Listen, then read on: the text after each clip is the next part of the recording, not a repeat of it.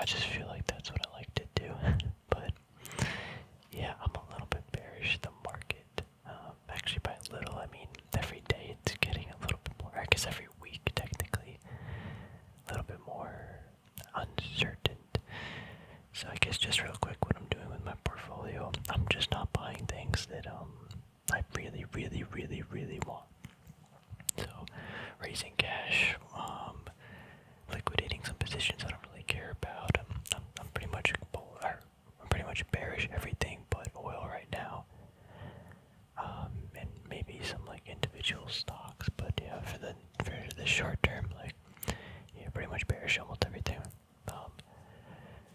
I guess I'll get into why, but I mean at the end of the day, like but the best thing about stocks falling is if you have the money lying around, you're gonna buy things that are getting super cheap, and that's super exciting, and that's why I'm excited. But yeah, stocks going down isn't really a bad thing. It's a bad thing if you're in dumb things that you don't really want to be in for a long time, I guess. But so yeah, with that being said, let me discuss some things about the SPY. We'll do SPY, the ETFs, and the larger, broader markets. Then we'll go to gold, silver, talk about uranium, I guess, and then oil, because I think oil is pretty spicy. Actually, there are so many bad, or not bad, but big moving stocks this week. Like we had Facebook earnings, we had Snapchat do some wild thing. Like, yeah, this is just wild. But yeah, like a 25% discount on Facebook if you're interested. It's got mad cheap. Let's go to the SPY. So, what did we get these last 3 weeks? We broke this major trend. That's a major trend from over a year ago. Then we had this support at about 430, which is kind of a minor support, but it's at least something, right? Then we shot up to 450, where we actually broke above. And this 450 gave us so much problems that we actually closed this week below 450. 448.7 to be exact. That is significant because we did not have the momentum to shoot up to here. We can still chop around and shoot above. I'm not saying we can't, but I'm just saying the fact that we tried it. Look at that wick. Big wick.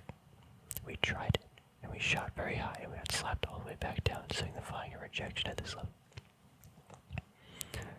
This also kind of looks like a head and shoulders pattern. Again, I'm not an expert at this, but we have a shoulder, a big head, and if this starts to form in this like zone, right? If we go down and back up, and it doesn't break, then that's showing something. But I think it could be a head and shoulders, which is a reversal pattern, so that's probably going to show a lot of downward movement. Going to daily candles, what happened? We shot up. This is a great candle. We shot up, fell down, but came and held above the 450 on this day. Then the next day shot above with a buying wick. However, the next day and the third, we gapped down, tried to push back up, and sold off, rejecting this 450. Then on Friday, we tried to go up. Then we came back, but at least we held above the previous day's close, or above the open amount, but we couldn't break the 450. So we're definitely seeing some sellers, or a lot of selling enter at that level. I don't think I talked about this on the channel yet because I just went through my old videos, but this is the biggest, I think, indicator that this market is like primed to be in over expensive territory. There's that one dude, Jeremy Grantham. I don't know if you guys watch his video or his interview on Bloomberg, but I definitely recommend it. One of the things he mentioned is we are currently at 3 standard deviations of the mean on the SPX, and this has only happened like twice in history. And I can't go back and backtest that data because, I mean, I guess I could, but I have to find all the data or get all of this. Yeah, I would actually have to export this to Excel. I wonder if I could actually do that. I might actually try to do that later because I want to just backtest it, but basically the only other 2 times it's happened in history was during the Great Depression and right before the dot-com crash. And what this means, I'll put it on the chart. Let me just discuss this. So what this means is, if guess what 3 standard deviations of the mean is? It's a statistical term that says if you want to be certain that a value or a number should be within a given range, you can put a 3 standard deviation zone, which is a 99.7% confidence interval. When you put that interval, or a confidence interval, on a data set, you can say that the number that it should be technically is in this zone. Yeah, basically. So if we take every single, I kind of butchered that, but bear with me, I'll explain it again in a second. If we take every single price, or all the day opens and closes on a monthly time frame, dating back from just before, so we're looking at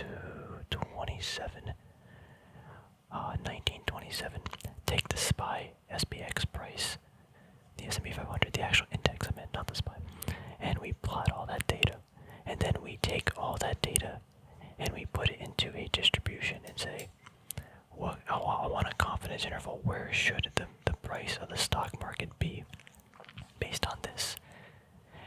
And first, there's a 99.7, we can have, sorry, I gotta make sure my wording is proper with this.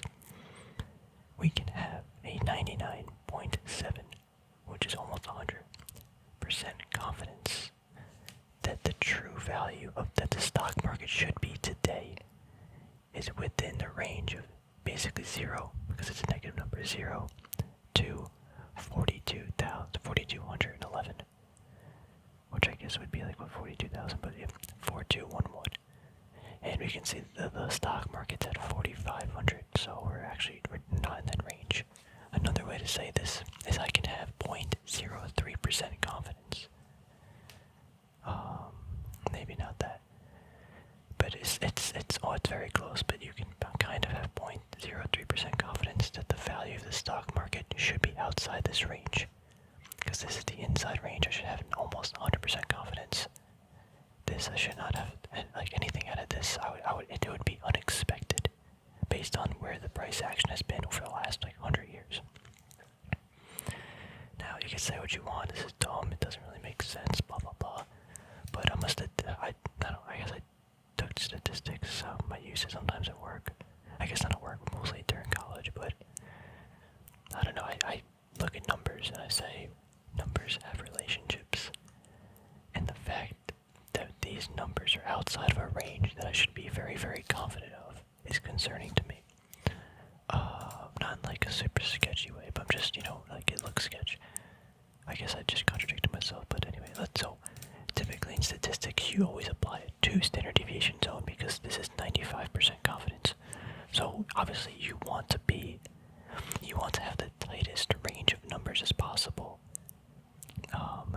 with the highest level of confidence when you're trying to make an assumption of where something should be, right? That just makes sense. Like, if you can be 100% confident that the number is either 1 or 2, then you're more likely to get an accurate result. So you typically never use anything above 2.5 standard deviation zones. Typically you always use 2, because a 2 standard deviation zone gives you 95% confidence in a much tighter range of numbers. So I'm 99.7% sure the stock market should be between 0 and 4,200, we said. But I can be 95% confident that it's between 0 and 3,360. So technically the market could fall 25%, and it would finally be within the range that's expected. We actually hit 2 standard deviations during Corona, so we can't actually look at this. We can do this. We can go back to this. Because of how this works, as we get more data, it's gonna make the numbers look different. So hold on, sorry, I had to cut the video really quick. I'm trying to figure out what we're doing here, but let's see if I do this, we still get all the data, but it looks different than what we just saw. But if we go back to, we are February 2020. Oh, interesting. This is February 2020. So I didn't know I wanted to go back to there. Did it read my mind? So we're looking at February 2020. This is, actually, but I wanted to go back before. So we've been well above 2 standard deviation zones for a while. Let's actually just throw on the 3, just to see. This is actually really interesting.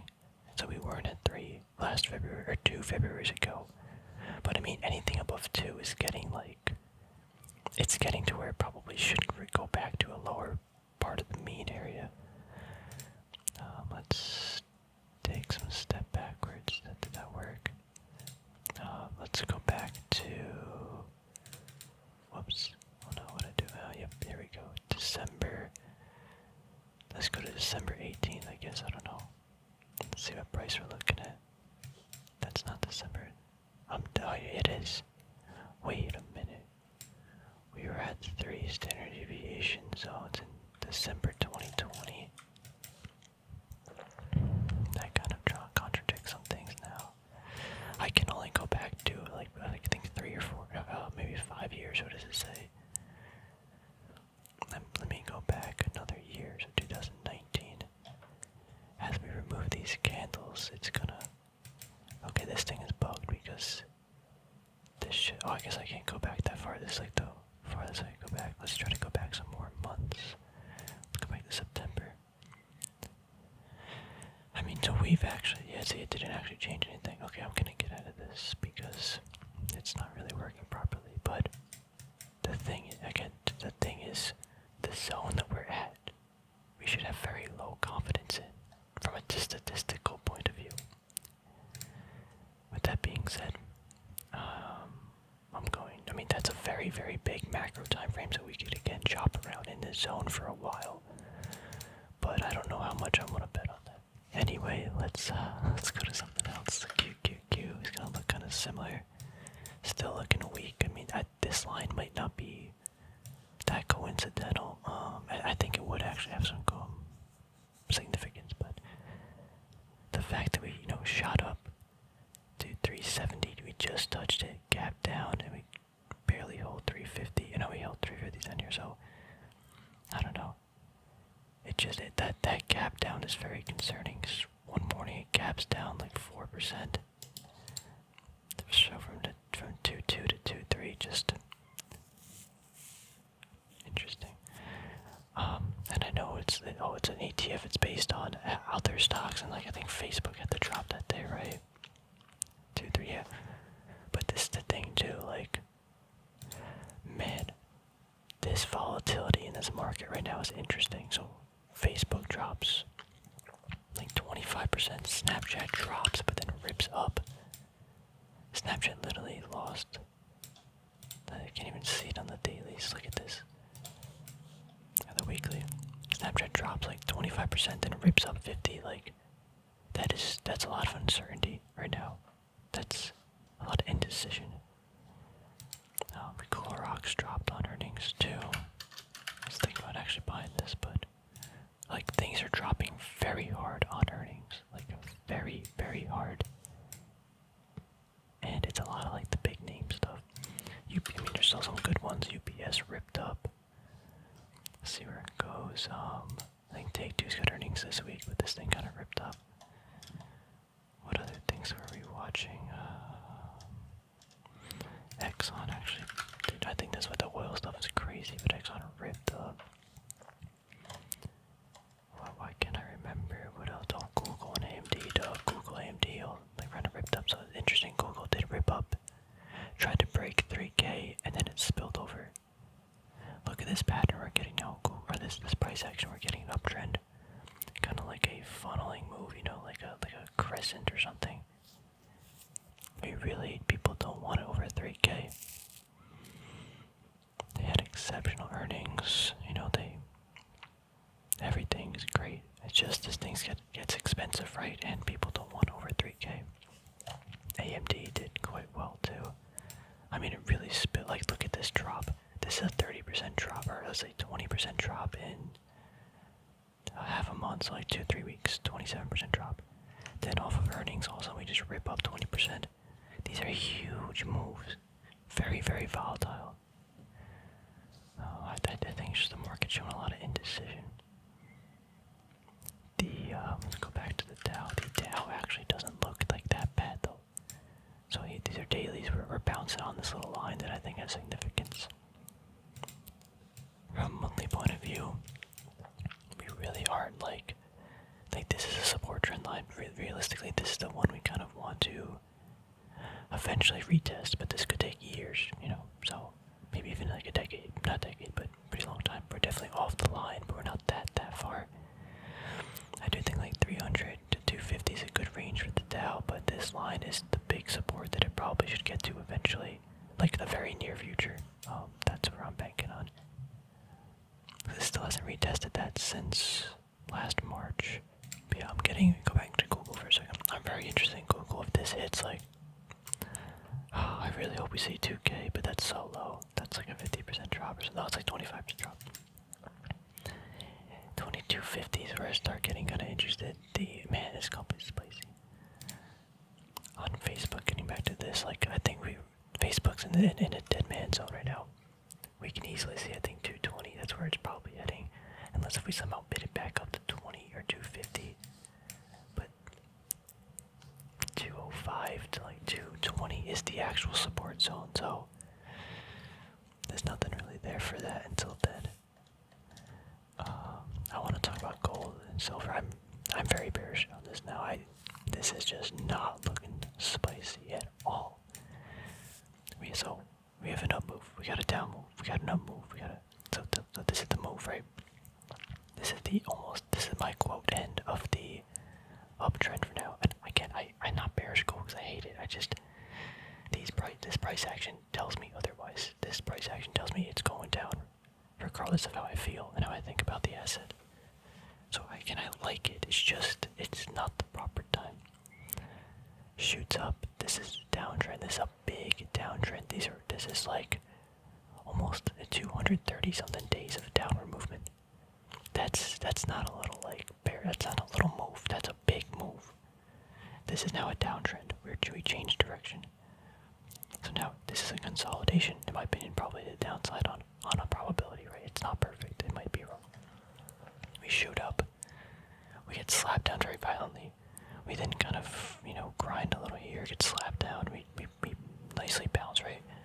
Kind of grind to the same spot, get slapped right back down. This 1825 to 1830, really, really fun and selling. We then grind for months, weeks. And we finally shoot above to this line. 1875, then we get slapped down in 2 weeks. So it took us this long to get to this zone. And in 2 weeks to get us back to where we just were.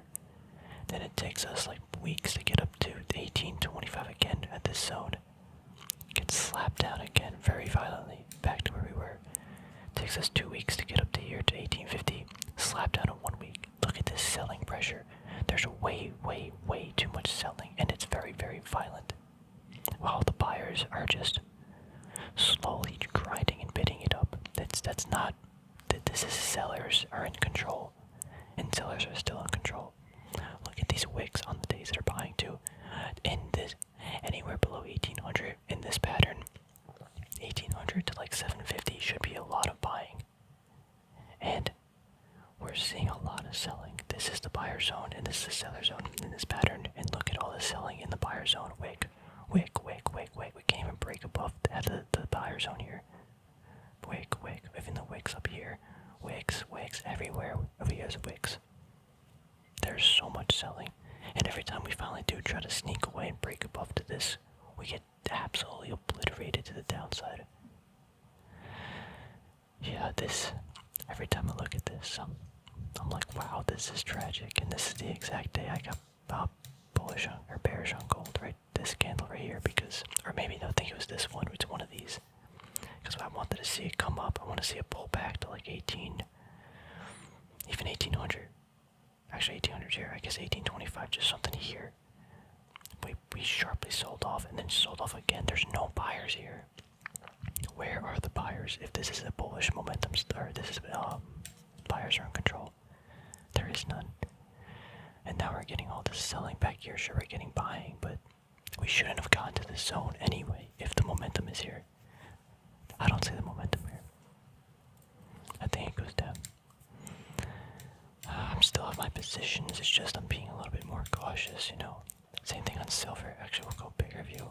We already talked about this, I guess, but here we got a pull up, and then this is kind of like a head and shoulders. I don't think it's that valid, but worth noting. But we get this downward move. We try to go up, we get slapped down, and then slapped down again after like a few weeks of trying to go up. I guess here, look. So after this slap down, it takes us 1, 2, 3, 4, 5, 6, 7, 8 weeks to get to here, and then 3 weeks to get all the way back down to here. 3 weeks to get up, 1 week down, 2 weeks, 1 week down. the sellers just destroys it. And look what happened last week. Look at this wick. What is this candle doing in the bottom of this buying channel? If this is a bullish like moment, or if this is a bullish pattern, there should not be this weekly candle in this zone, because this shows indecision, and indecision at these prices is not bullish. It's not really bearish. Actually, I would say it is bearish because it's within the whole pattern. It's where the price action happened. There's too many sellers in here. There's buyers at the trend line. There's some buyers like over here. But anything above, the sellers are clearly in control. We can see that by the violent price action. You can say the market's manipulated and stuff, and yeah, maybe it is. It probably is, but like, I can't do anything about that. So I'm just gonna try to make money where I can, right? And I think they're forcing this down, so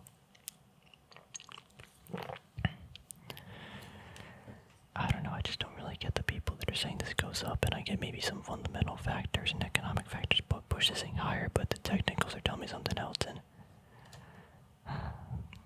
man, like the technicals, they have a probability of, coming to fruition or whatever, but like, it's ultimately, even the fundamental factors come into play, like, people's reaction at price levels is just as important.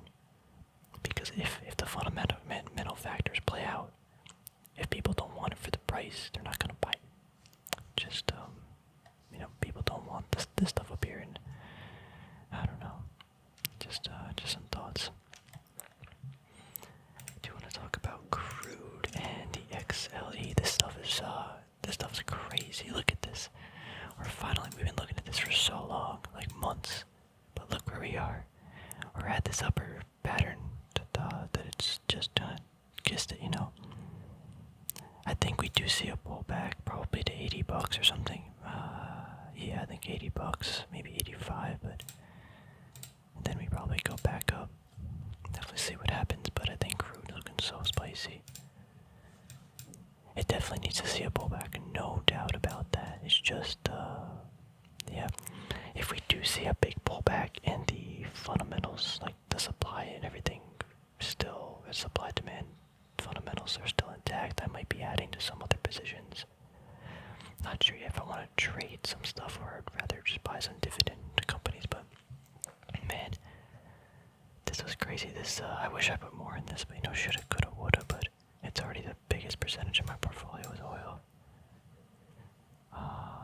XLE, this is the ETF that tracks the energy. We are at very significant zone, so I gotta go bigger than this. So this line, $62 for some reason, it was a support, or sorry, resistance. The next big one's at $80 or $78. That's the zone we're looking at right here. Sure, we got the midway about 70 where we actually did touch, but we need some pullbacks, right? Then we have this little, I don't know if this pattern is that valid, but we got something going on here. Then it shoots up right out of this. It not only shoots out of this kind of resistance, it also shoots out of this one at the same time. Did pull back for a week, then just shooting up. I think this does need to come back. I think 70 or 70, yeah, 70, this should be actually where it should come back. I would really hope it does, and then that's where we go to 70, whatever. It's definitely possible it doesn't, but yeah. I mean, we did actually pull, we shot up a little bit, pulled back, kind of fell a little bit to retest even this little spillage here this week, but yeah, I don't know. It's telling me I don't think it wants to pull back, but I think it should, but just because it should doesn't mean it will. But yeah, definitely going to be watching that. I mean, natural gas is all over the place, so I don't even know how to do this technical analysis, but I mean, uranium really quick too. We had CCJ earnings this week on the 9th. Gonna be watching that, reading that, seeing what's up. I've been wanting this to consolidate for a while. We finally got back to the trend. Yeah, I think this line's pretty valid. It's just, I think we're waiting for the earnings before anyone makes some big moves. We got some call or options alert. March 18th, 24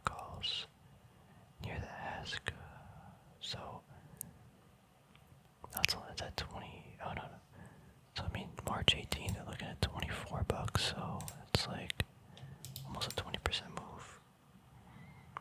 Here we got another one. That was this Friday $12 call sweeps. Wait, is this right? At $10. I don't really know how to read these, to be honest. I'm gonna ignore those. But yeah, I mean, this pattern, I think we still need to see. I think we can see like almost 2 more months of consolidation at this trend line and be kind of fine. But then again, at the same time, yeah, I don't want it to have like grindingness because that shows a lack of buying. So look at this, we have shoot up, grinding at this line, shoot down, shoot up. So it's really saying when it pulls back. It's like the same thing with gold, just the opposite. On gold, we're seeing grinding at the buying, which is a lack of buyer momentum. Here we're seeing grinding on the selling, showing a lack of seller momentum. So I guess I do want to see them rip up, but like, I want to see it like consolidate, if that makes. I don't even know how to say that because I haven't seen it too much. I want to see buyer, like, I want to see the buyers in control, but I want to see it consolidate because I think it's just moving way too much. But now recently it's been more chill. Because URNM though looks really bad. This is URNM. Why did it? I'm confused. URNM. What did I type up? This looks really weak though. This is the ETF. We have 2 weeks in this zone where buyers should be. We're getting that selling, so that's not really good for if you're a bull or you're going long on this. But I don't know. I really thought 70 would be the lowest I thought it was, and it clearly just shattered that after a month or weeks of supporting it. Now we're seeing buying or selling even here, like, this stuff is falling. So $50, maybe, but based on those 2 candles, I think that looks really bearish. I still think we need to see it.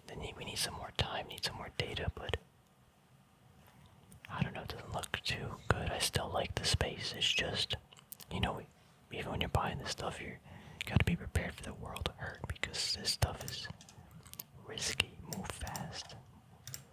Ford stock fell off earnings too. That thing might have got a little bit of itself. Oh, Unity does have earnings too.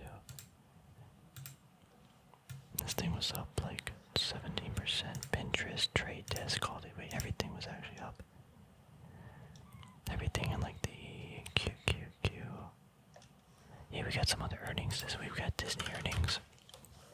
I really do want to pick this back up, but I think 120 is the price I get interested. Realistically, I want to see, was it 120? Yeah, 120 right here.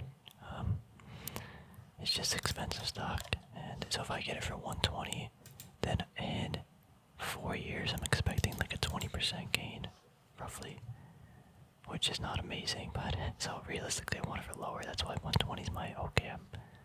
I think I had a margin of safety on that of 120 though, so there is some wiggle room there. JDX. Oh, we gotta see JDX, the gold miner ETF. This $31 is significant, and we cannot get above that. It's been since November, or I guess October when we really were above it. And then now November is where we spilled, and we have not. Yeah, this just does not look good. This looks tragic. I mean, sure, this like $27 maybe, even like. This price action doesn't look good. Look at these wicks on the monthlies. We had one good here. That's terrible. This month just started, but January's month was terrible. They're really rejecting it, so yeah. Oh yeah, is it Ethereum and stuff and Bitcoin were popping, but I mean they've had massive down days. Wait a minute, where's Bitcoin at 40K now? Was it 30? We had a huge move. I mean, you're bound to have a good day after a while. Like, this thing's just been getting obliterated. But yeah, I mean, realistically, the zone it bounced 3,500. Judging from back here, it's not like that big of a zone. I mean, maybe, but realistically, getting to the 30K is where you see a lot more strong support, I guess. So it wouldn't surprise me if this goes to 42,500, 42,500, and then it comes back down to here, like over long periods of time again. Maybe not even this thing moves so fast. A few weeks ago, it moved 15%. Here in 2 weeks, it moved 15%. So this thing rips. So anyway, I'm gonna wrap this video up. Let me know what you guys think about the overall market and stuff, and just where we are, because it's, I don't know, it's a little negative in my opinion. But you know what? It's also a positive, because if it does fall, then we get a good time to buy some good stuff. And if you're, I guess, young like me, this is what we're looking for. So hope you enjoyed. Found a nice, relaxing